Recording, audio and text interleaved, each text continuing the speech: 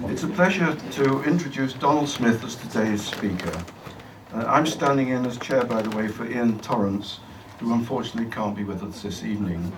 Donald is a storyteller, author, and educationalist. As the director of the Netherbow Arts Centre from 1982 and founding director of the Scottish Storytelling Centre from 2003 to 2014, he's been in the thick of cultural and social developments in Scotland and beyond over 3 decades. Donald was born in Glasgow of Irish parents. He holds a first-class honours degree in English and Classical Greek and was awarded a Ph.D. in the School of Celtic and Scottish Studies of Edinburgh University in 1982, where he tells me his eyes were first opened to Scott by his supervisor, Jack McQueen, who I understand has sadly recently died, and no doubt will be fondly remembered by many others. Donald has produced, adapted or directed over 80 plays and published a series of books including 2 novels, The English Spy, 2007, and Between Ourselves, 2009.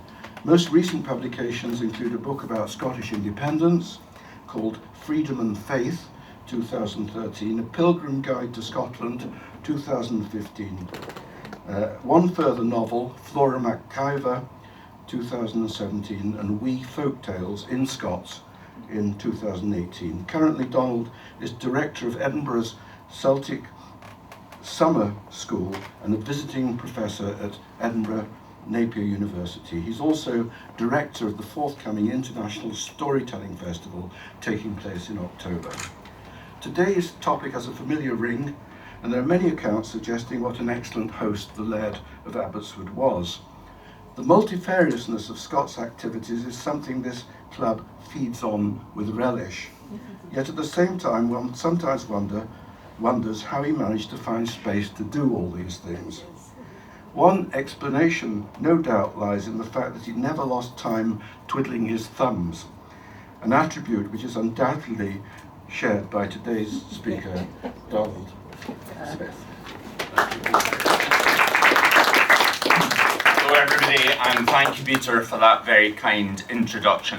So it's lovely to be here on this your 125th anniversary year on a spectacular Edinburgh evening where suddenly the sun has returned, the warmth has returned, and it was coming back in my mind just wandering down the mound there. I always feel that Scott's description of Edinburgh as Queen of the North is absolutely just, so we should make more use of that. There's more to that than meets the eye. So I hope this will be a bit of a conversation. I'm not here to pretend I'm some austere expert. In fact, in a sense, my relationship with Scott in the wider cultural sphere has been resisting a kind of academization or specialization about Scott, sort of monumentalizing Scott as the wizard of the North, the isolated genius, I think does not adequately represent Scott's connectedness with so many aspects of Scottish and British life. And I feel that as time goes on, it's perhaps that in a multifarious and multiplicitous and very encouraging and connecting kind of way that remains of huge interest in Scott. More perhaps at the end of the day than, say, his politics or his genre identity as a historical novelist or whatever. So that's my kind of angle here, and I hope it will be an element, will be convivial, but also will share that sense in which Scott himself is collaborative and conversational with his contemporaries and with us still today. And as Peter kindly mentioned, this was something very much that it was Jack McQueen, who was Professor of Scottish Literature at that time, and also my supervisor, had a very interesting perspective on Scott. He wrote a marvellous book, Poetry in Progress, looking at the development of Scottish literature and thinking from the Renaissance, about which he knew a huge amount, right through and seeing Scott's place in that longer story. And he very much, I think, encouraged me to explore the significance and the pleasures of reading Scott in all sorts of levels.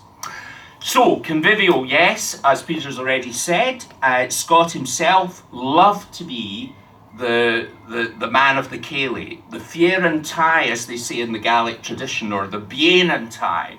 He loved genial occasions where he is the host. There would be food, there would be celebration, there would be music, there would be storytelling and anecdote and sharing of experience and of humour and of pleasure.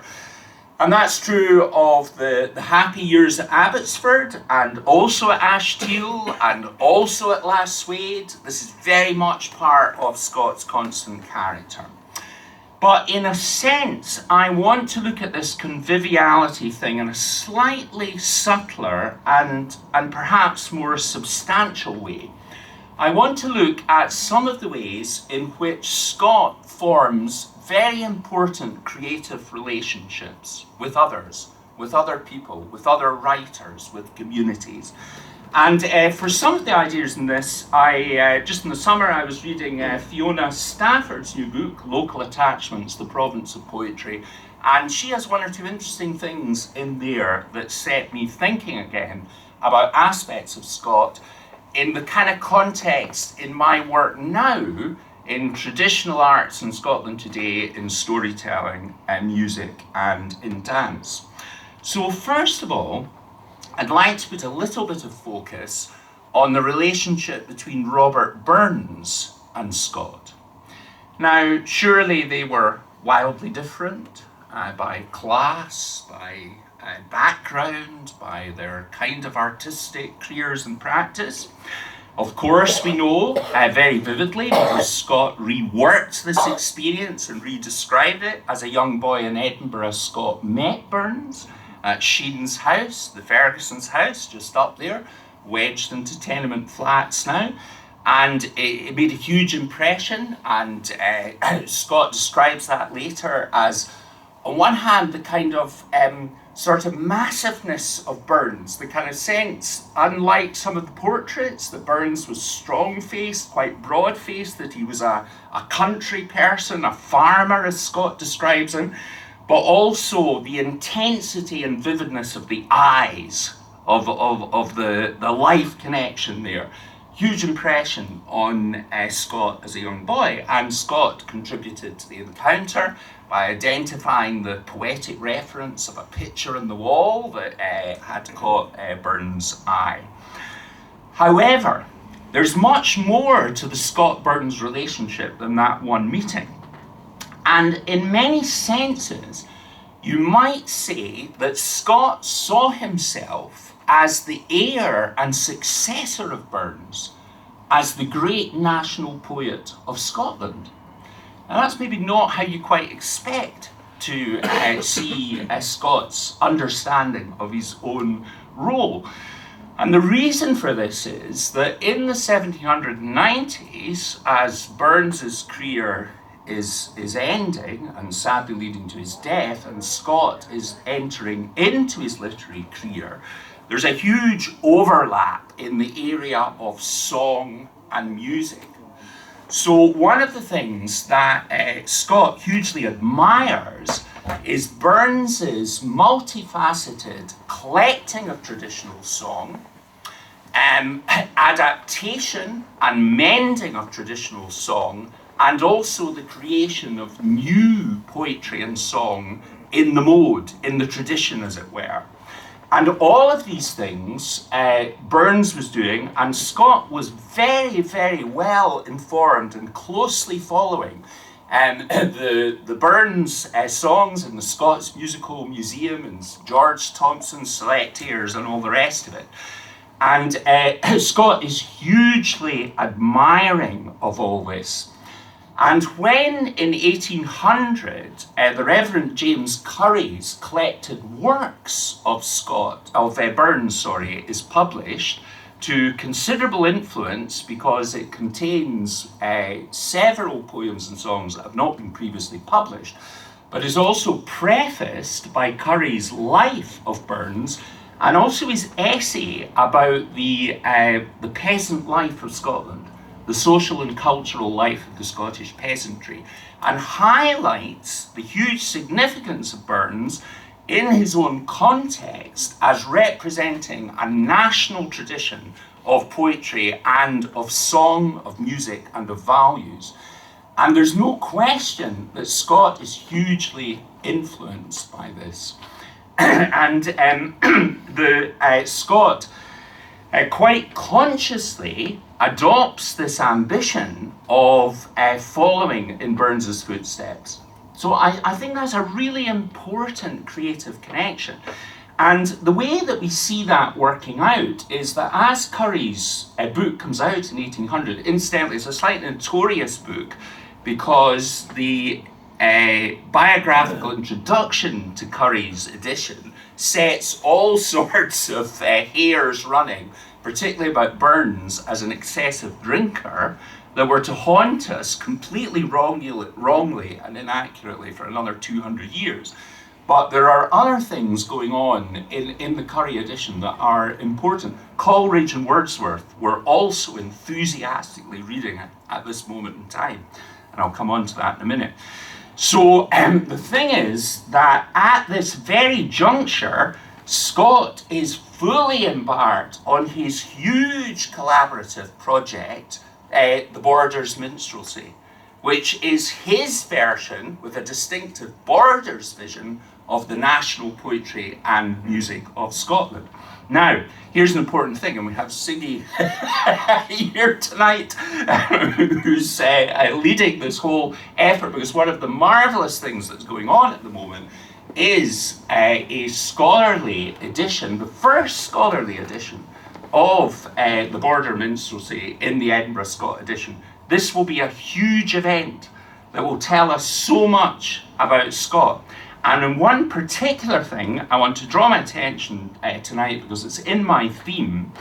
There is like so much of what passes for knowledge in Scotland about our own culture, there is a very prejudiced presumption in the traditional music community, one that I know well, that really it's not very authentic, the Borders Minstrelsy. You know, Scott made an awful lot of it up himself, right?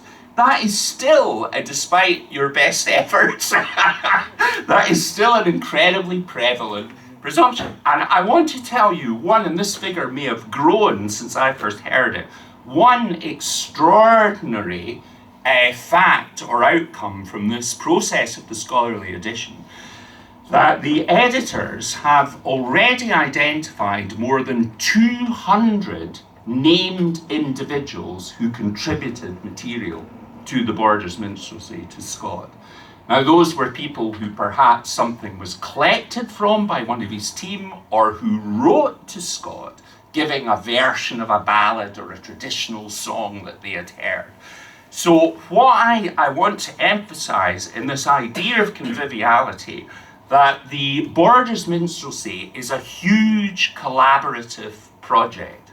It's a huge collaborative project to finally try and bring this scholarly edition together, but the creation of the Borders Minstrelsy is not the work of some isolated, would-be self-designated poetic genius. Is absolutely a huge community collaborative endeavour involving a lot of respect for local tradition bearers and a huge trust and enthusiasm for what people were contributing. So that's not to say that Scott did not create in the European style some of those imitation ballads, but I think that this new edition will shift the balance of our understanding, and we will see Scott's endeavour, we think about the Burns relationship as well, very much in the centre of a mainstream Scottish cultural flow, deeply, deeply connected with these Borders roots and beyond, because not all the things in Borders Minstrelsy originate in the Borders, and we'll see that also in the way that people contributed and sourced items.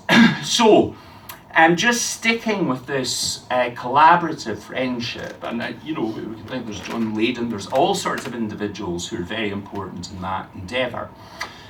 But here is another very interesting and important creative friendship of Scots that has a huge kind of influence and a huge productive, collaborative aspect, and that is Scots' friendship with Wordsworth. Now, interestingly, Burns is also a link there. And I was saying to Peter, I'm a kind of fanatic visitor of going to the places, go to the places, visit the places associated with these people. That's part of the great theme of Borges minstrelsy, incidentally, is Scots' absolute passion to identify which places are associated with these traditions and songs. So go to Rydal Lodge, not Grasmere, Dove Cottage, although that's important to visit, but where Wordsworth spent most of his adult life. You go into the dining room, and the image that has pride of place at the centre in the dining room above the mantelpiece is Burns, a portrait of Burns. And the point here is that in his quest, Wordsworth's quest, to renew the nature, the heart of English poetry in its connection with society and with common language and etc., Burns was a ginormous inspiration to Wordsworth, absolutely central. He saw Burns's poetry in its language, in its authenticity, in its connectedness of place and culture, as absolutely an inspiration for where English poetry needed to go. And it's through that sense of Scottish connection that Wordsworth and Scott become close friends. And the issue there is both around the language and the sense of culture and traditions. You have to remember we're talking about two borders areas, the borders of Scotland, Cumbria and the lakes, right? So when Dorothy and William did their first tour in Scotland, they got from Longtown back almost home in one day, okay? Now today, you can be from the borders of Scotland, Alistair, you could confirm this, you can be in the lakes in a couple of hours, coming in the north side, yeah? So these are two very connected areas, and what unites, I think, and what fuels this kind of really quite special creative, collaborative friendship between these two great poets, remember, at this time, which was something of Scott as a poet, is this sense of connection with place. So, when on the tour in 1804, Wordsworth and Dorothy, incidentally, this is a great read. It's astonishing where they got to in Scotland at this time. I mean, they didn't do a Johnson and Boswell and get to Skye, whatever, but they just did it everywhere else. Quite extraordinary, given the travelling conditions and, the B&Bs were not quite as good as they are now. So one of the really sort of touching things in this is they don't manage to get to the Yarrow Valley. Okay, so they have this idea of the Yarrow Valley evoked. Where does this idea come from? It comes from Scott, of course, who was their kind of guide at different points. They kept meeting up with them. They didn't manage to go to the Yarrow Valley, and Wordsworth writes this beautiful poem, and I read a bit of it, about not going to the Yarrow Valley. So this is kind of a bit like, it's not Frost taking the road less travelled, it's just the road that's not travelled at all. Except the poignancy of this is that Wordsworth is to go on to write two more great poems about the Yarrow Valley, both connected with visits, one in which Hogg is his guide, and then the final one, very poignant, where Scott is his guide, but he knows that Scott is near the end of his life. And the third great Yarrow poem is a poignant elegy and tribute. But this is in happier days. So I'll give you a flavour of this. And incidentally, I'm reading this in the version that's embedded in Dorothy's journal. So this is like, you know, my brother William has written this poem about us not going to the Yarrow Valley, and I'm now copying it into my journal, you know. It's a great read, Dorothy's journal. From Stirling Castle we had seen the mazy Forth unravelled, had trod the banks of Clyde and Tay, and with the Tweed had travelled. And when we came to Clovenford, then said my winsome marrow, whate'er betide, we'll turn aside and see the braes of Yarrow. Let Yarrow folk frae Selkirk town, who have been buying, selling, go back to Yarrow, 'tis their own, each maiden to her dwelling. On Yarrow's banks let herons feed, hares couch and rabbits burrow. But we will downwards with the Tweed, nor turn aside to Yarrow. There's Gallawater, Leader Hawks, both lying right before us, and Dryborough, where with chiming Tweed the lint-whites sing in chorus. There's pleasant Teviot Dale, a land made blithe with plough and harrow. Why throw away a needful day to go in search of Yarrow? What's Yarrow but a river bare that glides the dark hills under? There are 1,000 such elsewhere as worthy of your wonder. Strange words they seemed of slight and scorn. My true love sighed for sorrow, and looked me in the face to think I thus could speak of Yarrow. O green, said I, are Yarrow's homes, and sweet is Yarrow flowing, for fair hangs the apple frae the rock, but we will leave it growing. O'er hilly path and open strath will wander Scotland thorough, but though so near we will not turn into the dale of Yarrow. Let beeves and homebred kine partake the sweets of Burnmill meadow. The swan on still St. Mary's Lake float double, swan and shadow. We will not see them, will not go, today nor yet tomorrow. Enough if in our hearts we know there's such a place as Yarrow. Be Yarrow stream unseen, unknown, it must, or we shall rue it. We have a vision of our own. Ah, why should we undo it? The treasured dreams of times long past, we'll keep them, winsome marrow. For when we're there, although 'tis fair, 'twill be another Yarrow. If care with freezing years should come and wandering seem but folly, should we be loath to stir from home and yet be melancholy, should life be dull and spirits low, 'twill soothe us in our sorrow, that earth has something yet to show, the bonny homes of Yarrow. A most beautiful, I think, a wonderful evocation of Borders scenery, clearly inspired by Scott, you know. And I suppose what is kind of almost most interesting in that is this kind of, he says, well, there's this idea of Yarrow, and we better not go and see it in case it spoils this wonderful idea we've got of it. So true, actually, about our perceptions of places. But where does the idea come from? Of course, it comes from Scott. Now, let's just follow this little thread for a minute, because it's really rather interesting. So, in January of the next year, 1805, Wordsworth writes up to Scott. So one of the things that Scott was doing when Dorothy and William were visiting was finishing Marmion. And he was reading chunks of it to them. You know, they sort of stopped for dinner at whatever, Jedburgh, and Scott gave them another thundering book of Marmion, you know, over the hors d'oeuvres. And the Wordsworths were really keen to see this poem. And of course, the observation has often been made that the little reflective poems that intersperse the narrative books in Marmion are very much inspired by Wordsworth. And the kind of implication is that Wordsworth was sharing some of what he was writing in the Prelude, which hadn't been published, with Scott in the same way. So this fascinating idea of a sort of creative friendship and exchange.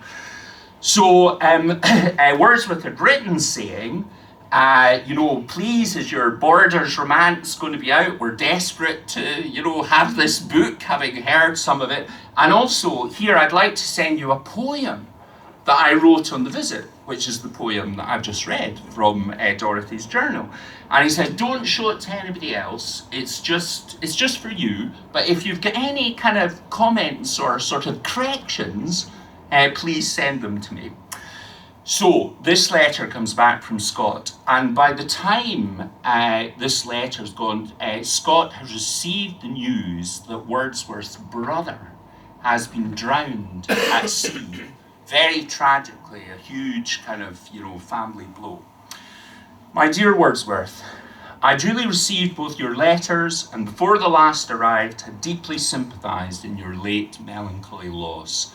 The same dreadful catastrophe deprived me of a near relation, a delightful and promising youth, the hope and pride. So this was a cousin of Scots, who in the same early part of the year had drowned at sea.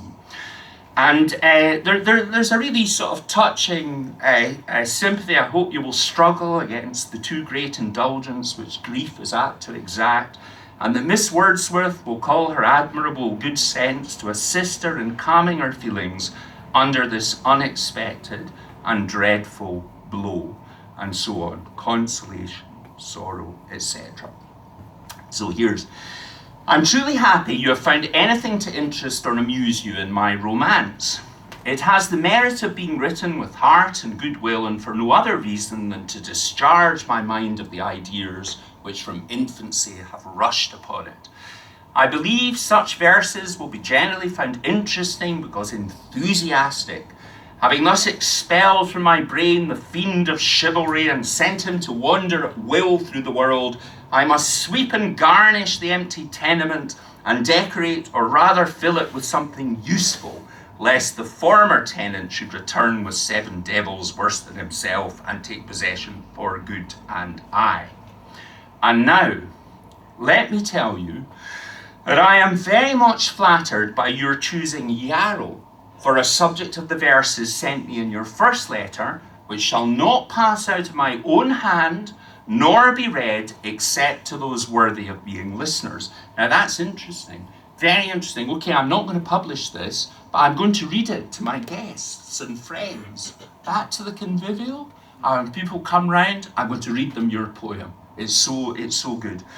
At the same time, I by no means admit your apology, however ingeniously and artfully stated, for not visiting the bonny homes of Yarrow, and certainly will not rest till I have prevailed upon you to compare the ideal with the real stream. And then he says, we're on the vacation now, we're at Ashteal, and what I hope is that when the court circuit is finished, we will be able to come to the lakes and visit. Yeah?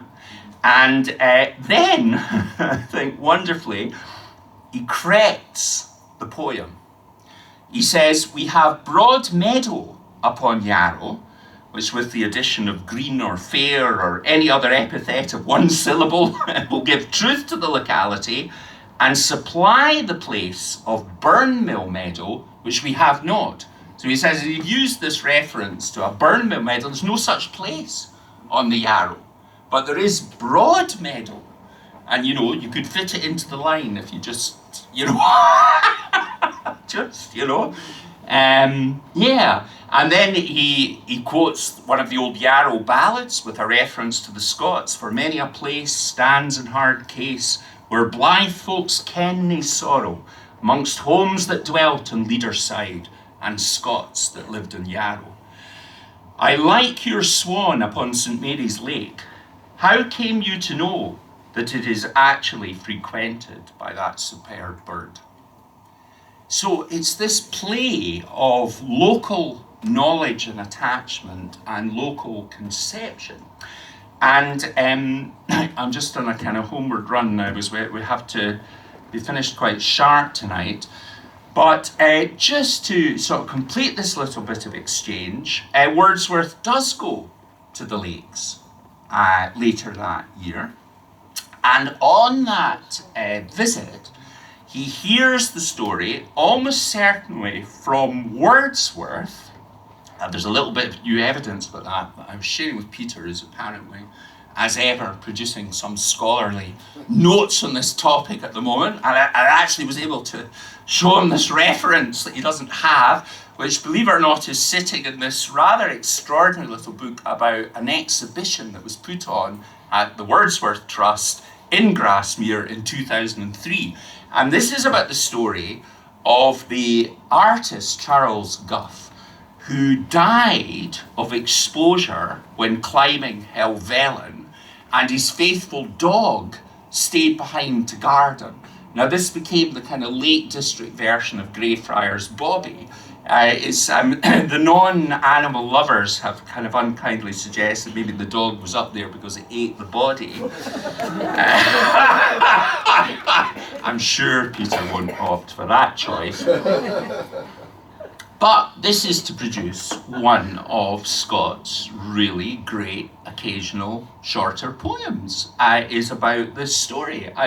It was a story, incidentally, that just captured the public imagination. There was a whole winter, the body lay up there and the dog stayed beside.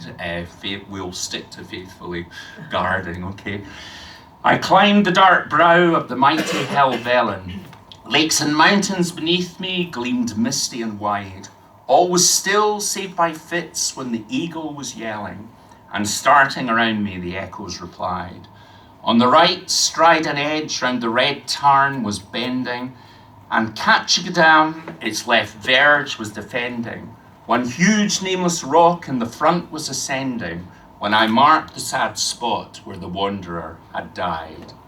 Dark green was that spot mid the brown mountain heather, where the pilgrim of nature lay stretched in decay, like the corpse of an outcast abandoned to weather, till the mountain winds washed the tenantless clay.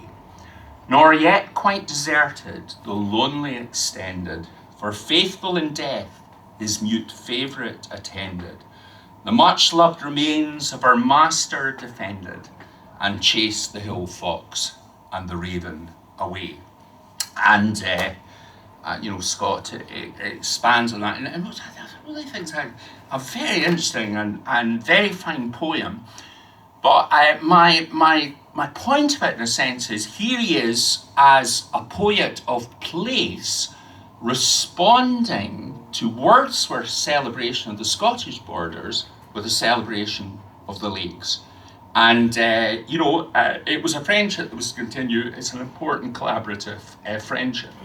And it leads on to one last thing that I'll finish with now, is I believe there's a very interesting connection between this business about common language, the renewal of the language of literature, in that Wordsworth-Scott relationship, which is all to begin with for both about poetry, right? But I think that you see this working out for Scott through the novels. Because I think the use of language in the novels is continuing, to some degree, that agenda of tapping into the wider sense of linguistic community. Of course, the novels are not linguistically uniform.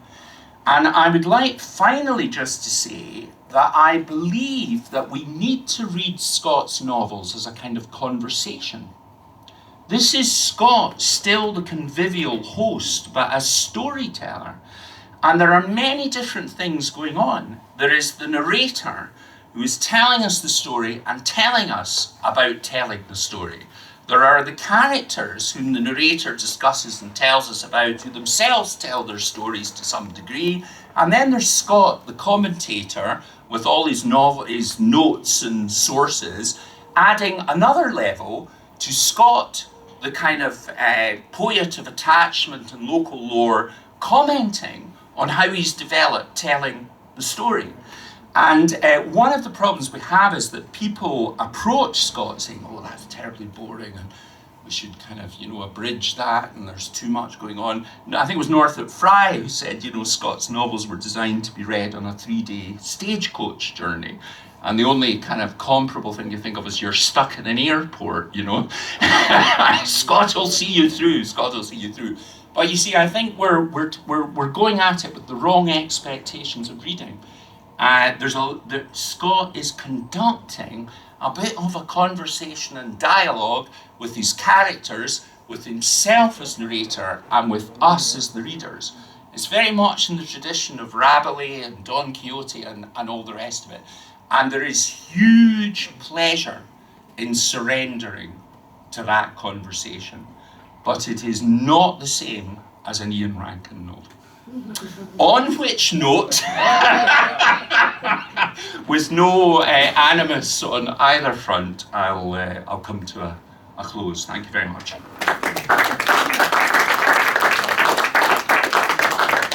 Well, thank you, Don. That was a marvellous reminder of the strength of the relationships these writers had with each other and how it fed into a larger cultural tradition and how positive it was.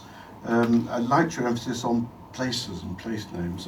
I think these people must have travelled in different ways. Even amongst themselves, Hogg would walk places that Scott would ride and the Wordsworth in a carriage, But they had this great sense of places. And in that poem, Helvellyn, Scott himself, they climbed Helvellyn, Wordsworth himself, with Humphrey Davy.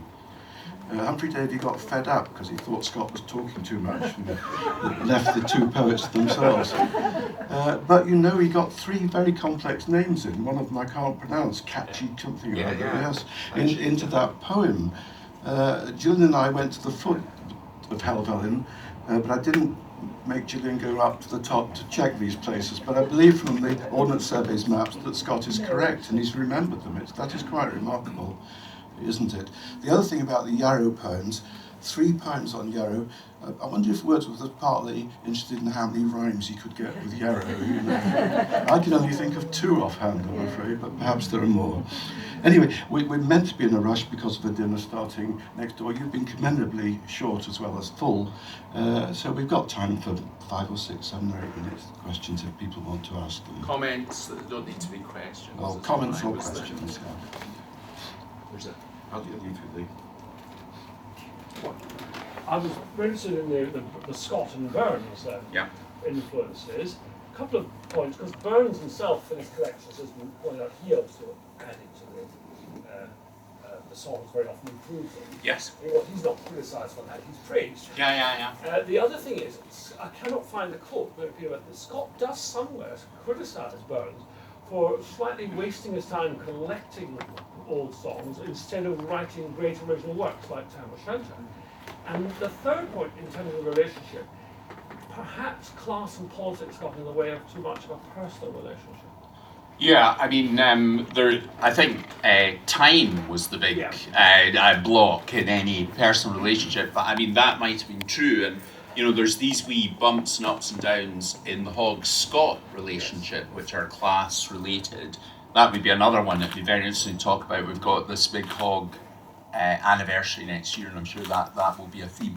So whatever Scott may occasionally have commented, I think fundamentally it's that combination in Burns of creating new stuff, of collecting and of adapting all together is what is a huge influence on Scott, because that's what he sets out to do. And the purpose of it is to animate, represent the sense of a national tradition of song and story connected with place and all the rest of it.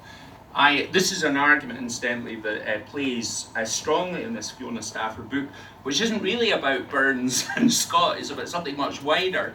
And I'm pretty persuaded by her there. It really chimes for me that's a very important creative influence, often kind of, so for the reasons that you're saying. It was like, it's hard to anywhere in the hundreds of thousands of words written by James Boswell, who came from Ayrshire, to find any reference or interest in Burns. Yet Scott, because of that, Scott understood what was going on there. You know? So very interesting. There's a lot in it, I think. I feel. Can I ask you, I was brought up in Scott country and had to read Scott when I should have been allowed other things, and there was no Enid Blyton in those days. But it wasn't until I travelled and spoke French and studied in France that I realised what an enormous influence had been on the whole of European literature. And would that be, was it this sort of pattern, you know? So, I mean, he, from the very beginning, Scott understood the relationship of what he was doing to what was happening in Germany in particular, and in France and all the rest of it. But I think in a way, because he chose this path of mining, this sense of a Scottish tradition and whatever, because it was then distinctive, it then had the influence of so many other people who thought, well, shouldn't we do this? I had a funny little experience this summer. I was just saying, we had a kind of family get-together in the Giron, and we were staying in this old Bastide, which is an old kind of vineyard manor house, right? Which somebody had beautifully done up, but it had sunk to a sort of low level. And it was deadly hot, but there was a wonderful old huge fireplace in the centre of this, and I established that as my corner in the heat of the day, just to sit there beside this lovely old cool fireplace and read. And I was thinking, I was reading the Fiona Stanford book, and I was reading Montaigne, and I was reading Rabelais, and I was just thinking about all that, the style of reading, the pleasure of engagement. And so that way of recognising when you read Scott, you're not reading an Nigel Tranter novel. He sits in a European, you know, just like you're saying. And I think that affects how we read them. So we shouldn't shove these books down kids' throats. So, you know, it's a later, you know, it's a mature pleasure. Like good conversation.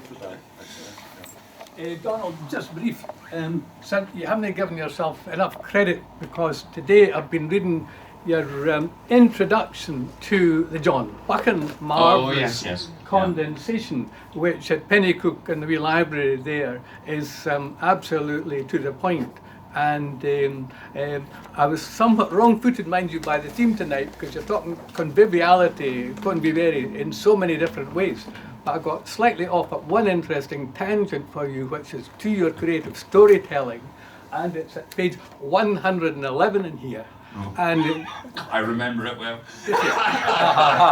But it is what the host that Scott would organise at his annual Abbotsford hunt. And you get everything from the hunting of the hares, the soup tureens, and the whiskey flowing, but quietly, Scott gets round you all. You've all got to do a turn. People have got to do, if you can't sing, you've got to recite. And it's Camoli, it's the Cayley. And it's what you say, it's that creativity with people and the storytelling, and there would be another stories to tell beyond. I've got another wee postscript later, but this is so important. The interesting connection is there that so when we had the Scott bicentenary thing a few years back, I just felt it was critical to get, I feel that John Buchan's introduction to Scott as an introduction for the general reader is unparalleled. And there's two great borderers, you know, that's the connection. They're not just writers, they're both poets and novelists, they're two great borderers. And I was very pleased that I managed in a slightly amended form, there were one or two things I needed to tidy up to get that published. So, well, thanks ever so much for highlighting the work we do in the minstrelsy, but you're absolutely dead on. It's really the place and the people. And these days we call it tangible and intangible heritage in the UNESCO tradition. But Scott, he just used it, that's our heritage here. So that's what we also call culture. And we are trying to identify every single stone that is connected to it. So at the moment we are stuck with Bonnie Hind, because he says, I found the stone where this story happened, but I can't read it, what's written on it. So if somebody can help me, please let me know. But these are the stories, and we are having 96 stories in the minstrelsy. And very often we have a great number of people. And I'm glad you pointed out Yarrow, because not only because the ancestors from Scott, they're called, Mary, the flower of yarrow. So he's going all the way back to a female tradition here. And I think it has something to do with it, because very often he hears the stories from women, either recited or just sung, and he's just putting this in his notebook sometimes, where we find the name, sometimes only a woman from West Lothian. That took me a whole month to find her, but I did.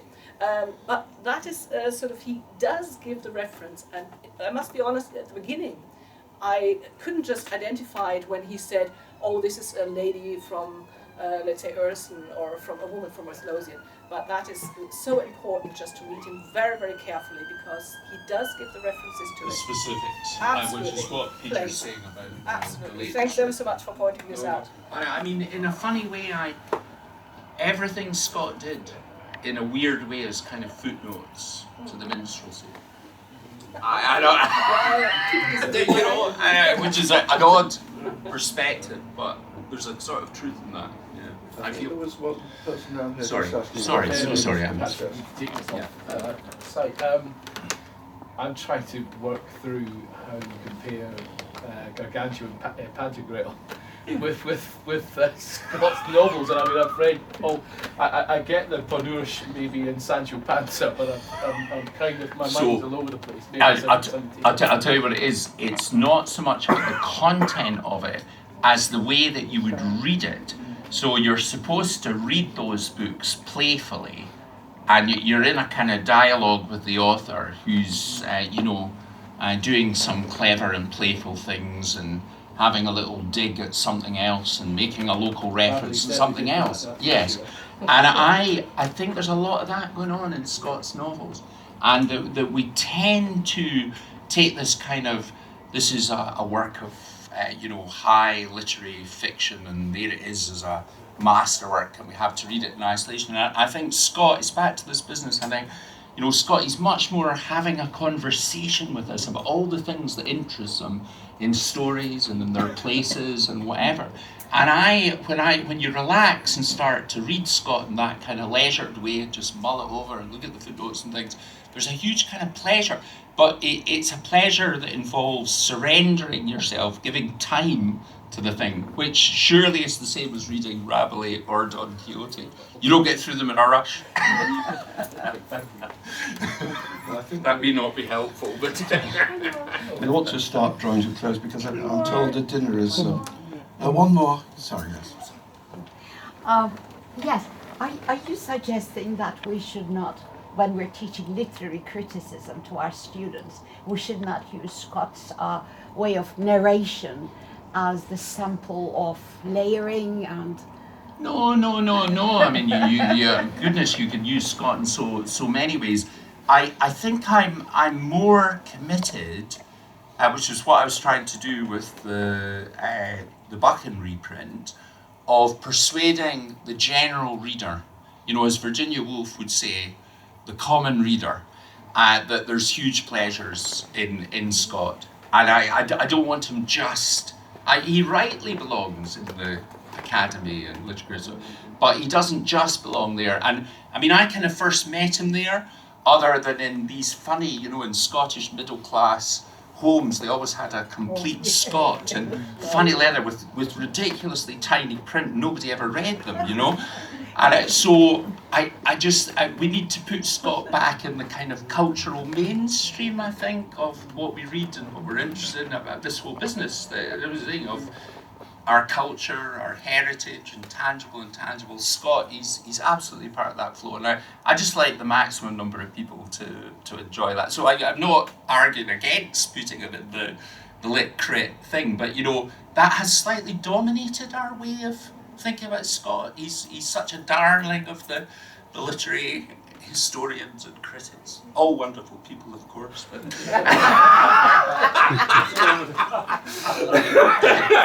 He's one of them.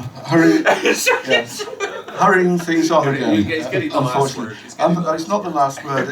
I'm hurrying things on partly because the dinner is starting there, I'm told, and secondly because I've been asked to wait for it, a lot of announcements, but as brief as I can. The first one I don't have to really describe to you, because you should have a handout, a piece of paper about the celebration of Paul Henderson Scott's life, which is going to be held at the club, and the details of how to contact Laura if you wish to come. Secondly, I've been asked to remind you that Ali Lumsden at Aberdeen University and Kirsty Archer Thompson of the Abbots Trust have combined to set up an open online course on Scott and his legacy. This course was launched on Scott's birthday, but it's expected the next 2 or 3 weeks will see the most sign-ups. It requires, I'm told, no more than a couple of hours of your time for 4 weeks, and I have details here, but no doubt Lee will be advertising it on our websites as well.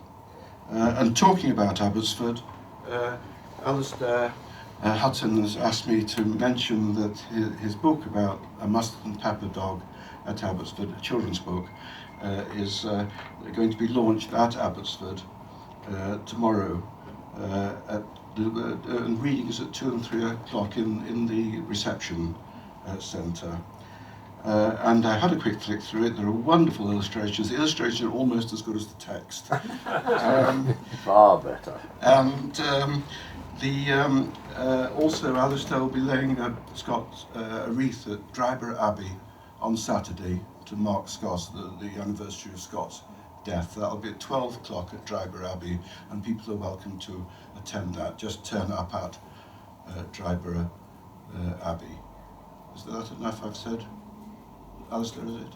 Yep. Yeah. If you're not a member of Historic Scotland, Yeah, they well, might Historic try and Scotland you squeeze get a in membership free, out. otherwise you have to pay £7 or £8, I think, to get into the Abbey.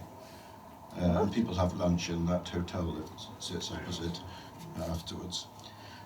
Our next talk will be, the next one will be a joint lecture in the Advocates Library at 5:15 on Thursday the 17th of October, the subject being Scott's legal education and its background to the novel, with Professor John Cairns nobly having stepped in as a replacement speaker, rather like Lionel Messi coming on at half-time, that is, because he is the absolute expert on this subject. He was the special consultant on Scots law for the Edinburgh edition of the Waverley novels, and nobody knows more about this area than he. Tickets for this event are gratis, and I expect they can still be procured from Lee. After that, we have a talk at the new club by Cathy Crawford Hay, who I believe might be with us. Oh, there we are. Welcome. Who is with us this evening. That will be on Thursday the 7th of November, and the subject will be the Scottish Royal Regalia. This presumably involving Scots recovery of it, or rediscovery of it. Yeah, Scotland's hidden treasure. Pardon? Scotland's hidden treasure. Yes, but it involves Scots, yes. I remember writing an article, a very boring article in the 1980s about the rediscovery of the Scottish Regalia, so I'm trying to slip that in as well. Mentioning your talk, please excuse me. And finally, and one last thing, there's so many things to do. We always give our guests a copy of this. It's called Talking About Scots. It's a collection of past presidential, Harold Macmillan, Magnus Magnusson and so on. It's also interesting because it's a typical of the Edinburgh University Press, some people might reckon it, publications of this period. Yep. And the person who put it together and designed it was Archie Turnbull. Some people remember Archie Turnbull, who was secretary of the press. And finally, our vote of thanks will be given this evening by David Withington. David.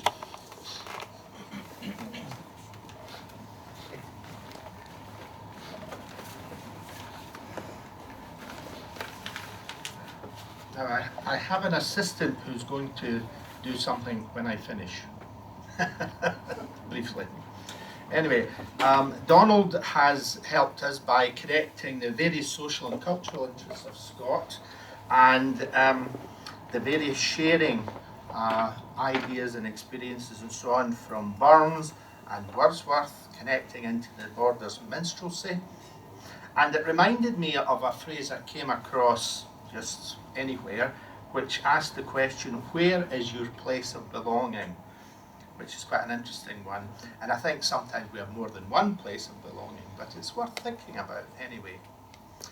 Donald has something, well, at least two things in common with Scott, I would say. He's a great storyteller, he's a convivial host and a very convivial speaker, and so I'll ask you to join me in showing your appreciation. Now we'll have a brief supplementary from Eric Wishart.